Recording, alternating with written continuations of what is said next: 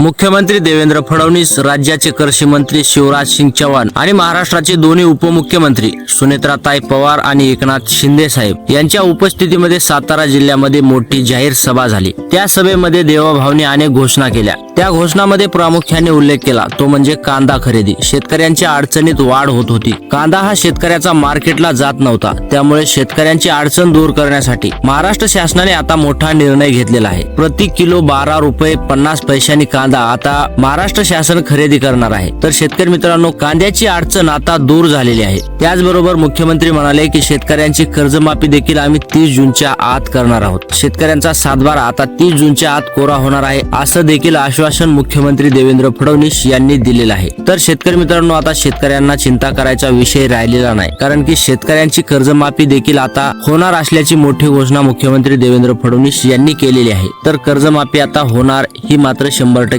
खरी गोष्ट आहे। त्याचबरोबर लाडक्या बहिणींना देखील दिलासा दिला। ते म्हणाले की लाडक्या बहिणींना आम्ही लखपती केलेला आहे, परंतु आम्ही त्यावर थांबणार नाहीत, आणखीही त्यांना लखपती करणार आहेत। त्यामुळे आता त्यांचा हप्ता देखील लवकरच वितरित होणार आहे। तर शेतकरी मित्रांनो आणि लाडक्या बहिणींनो, तुमच्यासाठी मुख्यमंत्री देवेंद्र फडणवीस यांनी महत्त्वाच्या आणि आनंददायी घोषणा केलेल्या आहेत। तर व्हिडिओ आवडला असेल तर व्हिडिओला लाईक आणि चॅनलला सबस्क्राईब करायला विसरू नका। धन्यवाद।